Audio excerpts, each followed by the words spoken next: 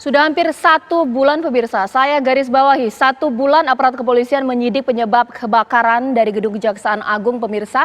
Ternyata sudah ada satu hal yang kemudian didapatkan aparat kepolisian bahwa ada dugaan tindak pidana akibat kebakaran yang terjadi di Kejaksaan Agung pemirsa. Nah ini pertanyaannya sebenarnya siapa aktor di balik hal tersebut?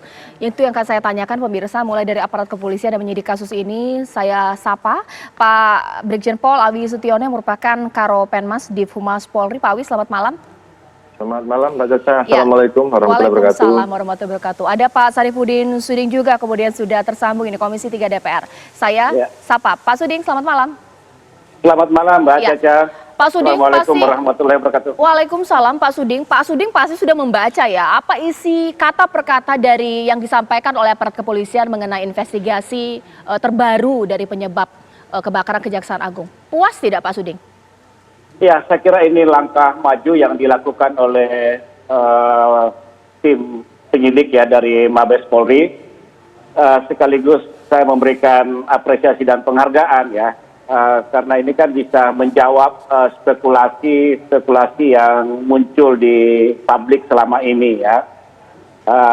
Bahwa dari fakta-fakta penyebab kebakaran ya sudah disampaikan bahwa itu berasal dari sumber api secara terbuka dan bukan dari arus pendek ya listrik, dan sehingga kasus ini dinaikkan dari penyelidikan ke penyidikan. Nah, kesimpulan penyelidikan yang dilakukan kawan-kawan di Mabes Polri itu menjadi pembenaran ya dari berbagai pandangan-pandangan masyarakat bahwa kebakaran itu memang erat kaitannya dengan kasus-kasus besar yang ditangani oleh kejaksaan. Dan ini juga bisa membantah yang disampaikan oleh pihak kejaksaan bahwa spekulasi yang muncul di masyarakat itu tidak mengandung kebenaran. Tapi dengan adanya hasil penyelidikan ini, saya kira ini semakin menguatkan dugaan bahwa kebakaran yang terjadi di Kejaksaan Agung itu adalah ada unsur kesengajaan ya, ada unsur kesengajaan di dalamnya sehingga ditingkatkan ke proses penyidikan. Nah, sekarang saya kira ini harus dijawab ya oleh tim penyidik dari Mabes Polri. Ini ketika ada unsur kesengajaan di dalamnya berarti itu ada erat kaitannya dengan kasus-kasus yang ditangani ya oleh pihak kejaksaan, kasus-kasus besar, katakanlah kasus Joko Chandra dan sebagainya. Bisa saja memang ada upaya di dalamnya dalam rangka untuk menghilangkan barang bukti. Nah, ketika itu bisa dibuka secara terang benderang ya, katakanlah seperti itu apa namanya ya, saya kira tidak hanya pasal-pasal di KUHP diterapkan, tapi juga bisa masuk dalam obstruction of justice ya, menghalangi proses penyidikan ya dalam dan ada upaya untuk menghilangkan barang bukti di sana. Oke, nah saya kemudian langsung Pak Awi, kalau mengenai detail dari investigasi laporan dari aparat kepolisian mungkin kita sudah baca lah Pak Awi, tapi kalau misalnya keinginan dari DPR Komisi 3 itu bahwa sebenarnya aktor di balik itu, adakah kemudian muatannya bahwa ini untuk menghilangkan alat bukti atau seperti apa kemudian Pak Awi? Terima kasih Mbak Caca. Selamat malam Pak Sarifudin Suding. Ya, selamat malam Pak Awi. Mohon maaf kami luruskan dulu. Tadi kami dengar dari Mbak Caca, Mbak Sarifudin Suding tadi Pak Sarifudin juga menyampaikan bahwasannya ini ada unsur kesengajaan. Perlu kami luruskan dulu bahwasanya Kabar Reskrim kemarin masih membuka peluang ada 2 pasal terkait dengan kasus ini. Yang pertama pasal 178 itu unsurnya adalah unsur kesengajaannya. Kemudian 187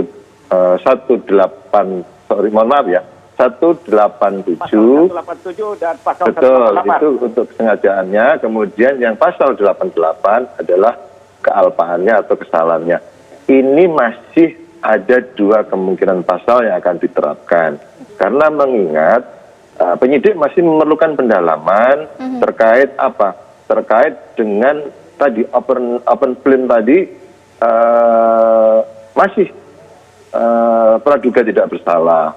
Kemudian kemungkinan masih bisa terjadi, makanya dari penyelidikan akan ditingkatkan penyidikan. Termasuk nanti, kalau tadi disampaikan Mbak Caca, apa dibalik kejadian ini? Kalaupun nanti terjadi kesengajaannya, kemudian kalau terjadi ini kealpaannya, tentunya nanti kan semua akan terbuka setelah ini adukan penyidikan begitu. Oke, iya.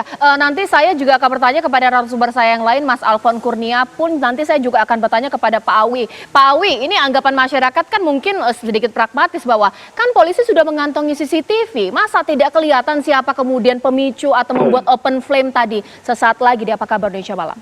Ya, kembali ke Apa Kabar Indonesia Malam dan sekarang saya sapa ini narasumber saya selanjutnya Mas Alfon Kurnia. Mas Alfon, pertanyaan sama tadi saya tanyakan kepada Pak Sudik. Tapi Mas Alfon sebenarnya puas tidak dengan apa yang kemudian selama 1 bulan kita menunggu ini sudah ada kemudian sedikit titik terang bahwa ada dugaan tindak pidana. Mas Alfon?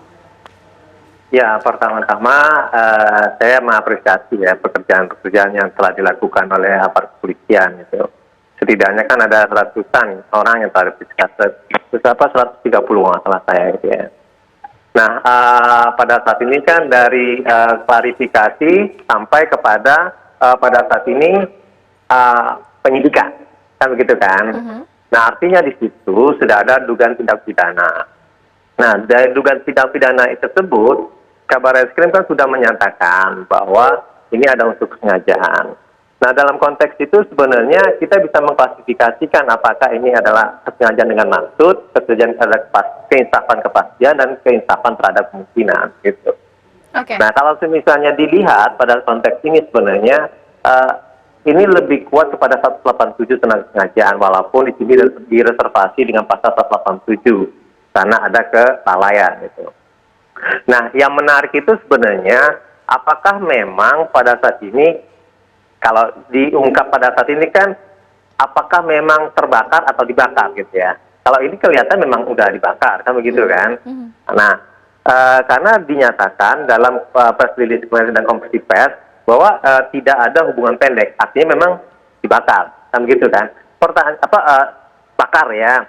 Nah, sekarang pertanyaan selanjutnya itu adalah, apakah kebakaran ini karena kesengajaan atau karena kelalaian gitu. Nah, kalau misalnya terkait dengan kesengajaan, yang masuk klasifikasi mana dia? Karena kan begini,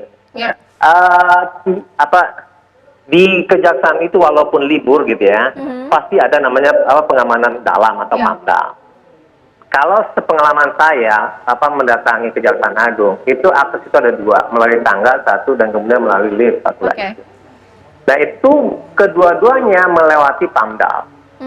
Kan gitu ya, tidak mungkin itu tidak melewati dari pamdal itu sendiri gitu, walaupun itu di lantai 6 gitu ya.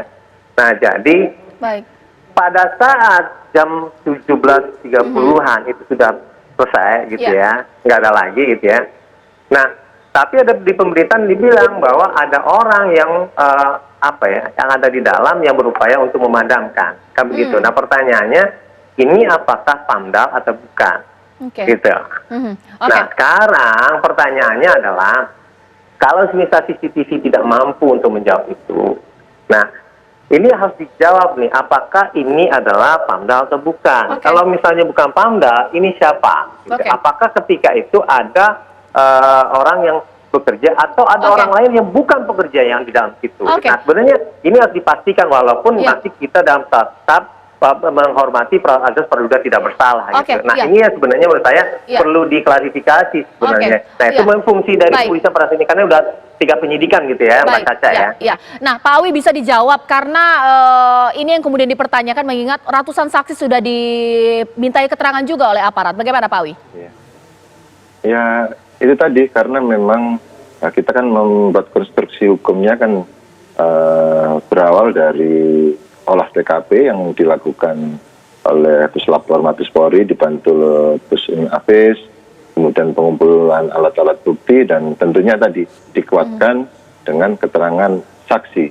Nah, kemudian dalam kuncinya nanti setelah hasil pemeriksaan laboratorium selesai, tentunya ahli kebakaran yang kita mintain keterangan sebagai ahlinya bagaimana teori segitiga api itu. Nah, dari situlah akhirnya mengerucut yang disampaikan oleh Kabar Reskrim bahwasanya api bermula di lantai 6 di ruang rapat biro kepegawaian. Kemudian API sendiri sudah dinyatakan bahwasannya bukan merupakan arus pendek tetapi open flame. Nah ini tentunya pekerjaan yang sekarang yang jadi PR oleh para penyidik yaitu mengungkap siapa pelakunya yang tadi kita bisa ungkapkan apa ini nanti kesengajaan atau kealpaan, nanti kita sama-sama lihat bagaimana konstruksi hukumnya. Pak Suding, menjadi perwakilan rakyat di sini Pak Suding, bagaimana kemudian jika aparat bekerja berdasarkan prosedur pastinya, tapi ini tidak secepat dengan spekulasi yang kemudian berkembang di masyarakat, info-info yang kemudian mempertanyakan kecurigaan ini, bagaimana yang kemudian terjadi? Apakah ini menjadi kontraproduktif Pak Suding? Saya kira dengan dinaikannya proses penyelidikan ke penyidikan ini menjawab ya spekulasi-spekulasi yang muncul di masyarakat. Ya, apalagi dengan penerapan pasal 187 dan pasal 188 ya. Saya lebih kuat dugaan bahwa ini ada di unsur pasal 187 ya, unsur kesengajaan. Karena dari paparan tadi dan di samping alat bukti dari saksi-saksi juga ada barang bukti yang ditemukan ya, barang bukti berupa jerigen di dalam berisi bahan bakar yang mudah terbakar di situ untuk apa kan begitu.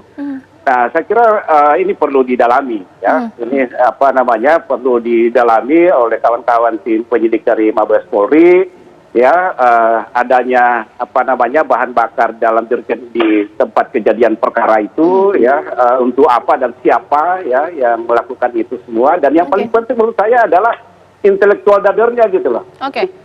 Siapa di balik karena ini adalah objek vital ya. Sekali lagi saya katakan bahwa gedung kejaksaan ini adalah objek vital dan di situ ya. Gimana, Pak Suding menginginkan ada aktor intelektual yang terungkap. Tapi kalau mungkin dari Mas Alfon, penggiat anti korupsi, sebenarnya keinginan dengan waktu sudah sebulan dibutuhkan untuk menyelidiki, inginnya sebenarnya kita sudah sampai ke tahap mana sih sebenarnya? Atau nama tersangka kemudian diumumkan, bagaimana Mas Alfon? Jadi gini, kita memang harus memahami untuk membuktikan suatu dugaan tindak pidana itu memang sulit gitu ya. Bahwa mereka harus bekerja secara profesional proper itu memang harus seperti itu. Karena kan pidana ini sangat tajam ya. Nah, jadi yang penting itu pada saat ini adalah memastikan apakah pada saat ini memang betul-betul ada orang di sana ketika itu. Nah, orang ini apakah memang melihat ada orang lain selain pada orang internal? Kan kayak gitu kan. Kalau misalnya internal kan bisa dibagi dua juga, pada apakah itu pekerja, apakah itu ada pekerja di kejaksaan sendiri, atau juga orang yang lain seperti itu. Nah, orang itu pun juga bisa dilihat juga kenapa ada di sana pada saat itu. Apakah memang berupaya dari lantai pertama menuju ke lantai 6 untuk mengecek ada kebakaran, atau memang dia memang di situ pada saat kebakaran, atau bagaimana, itu yang perlu didalami menurut saya berdasarkan bukti-bukti yang ada. Mestinya kalau misalnya udah 130 orang yang diperiksa, menurut saya ini sudah tepat dinaikkan menjadi proses penyidikan. Artinya kan ada dugaan tindak pidana. Nah sekarang pasal udah muncul 187 dan 188. 187 itu ancaman cukup berat loh, sampai ada hukuman seumur hidup, seumur hidup atau hukuman mati di sini. Kalau nggak salah saya penjara seumur hidup gitu kan, yang ketiganya. Nah jadi di situ bisa dilihat juga apakah memang pada saat ini sudah bisa menentukan siapa nama yang terlibat di sana gitu. Nah saya yakin pada saat ini polisi itu sudah bekerja secara maksimal, tetapi kalau misalnya belum sampai menduga ada orang, menurut saya agak telat sih gitu kan, karena sudah lama gitu. Aktor intelektual dari Pak Suding, nama kemudian dikejar oleh Mas Alfon, ini bagaimana kemudian Pak Awi menjawabnya? Ya tentunya itu yang memang kami sampaikan menjadi PR daripada penyidik. Dalam rangka penyelidikan kan selama ini saksi istilahnya kita klarifikasi. Kemudian setelah kita sidik, tentunya kita naikkan menjadi berita acara pemeriksaan. Nah, berita acara pemeriksaan inilah gunanya kita akan mengungkap siapa pelaku yang harus bertanggung jawab terhadap kasus ini. Tentunya kita tetap berpedoman dengan alat bukti yang ada, demikian. Bagaimana Mas Alfon, terakhir singkat saja bisa disampaikan? Halo? Ya, silakan Mas Alfon. Ya, kalau misal menurut saya ya, Sebenarnya Oke. tadi kan ada ahli kebakaran sudah Oke. minta keterangannya. Kemudian yang kedua ini sudah ahli-ahli yang lain ya. Oke. Contoh di situ kan dibilang ada pekakas-pekakas Baik, dari baik, macam-macam baik. gitu. Baik, baik, Paling baik. tidak sebenarnya sih udah bisa menentukan. Oh Oke. ini loh sebenarnya yang Oke. apa berasal. Oke, Sehingga kalau ini Pak tidak Suding seperti akan apa? berkembang kemana lain. Singkat gitu. saja Iya. Pak Suding seperti apa? Satu kasus yang dari penyelidikan ke penyidikan itu pada saat tahap penyidikan itu sudah ada tersangkanya. Belum diumumkan tapi Pak Sudah, Suding ya. saya kira belum diumumkan aja. Oke, kita Itu tunggu. sudah ada tersangkanya. Kita tunggu nanti Pak Awi. Sudah Kapan ada kemudian potensial mengumumkan? gitu Apakah ya, Bang seperti Suding itu ya? ya? Sudah ada yang kemudian Iya. potensial diumumkan, tapi belum waktunya saja. Apakah seperti itu? Tapi nanti kemudian aparat kita tunggu nanti akan ada konferensi pers selanjutnya. Mbak Caca, Iya. sudah ada tersangka, tapi siapa otak intelektual dalamnya? Nama-nama ya, sebut nama. Oke. Iya. Pak Suding terima kasih, Pak Awi terima kasih, Mas Alwan terima kasih. Ini menjadi akhir apa kabar Indonesia Malam. Saya Cica Anissa, Ya, terima terima kasih. kasih. Sampai jumpa.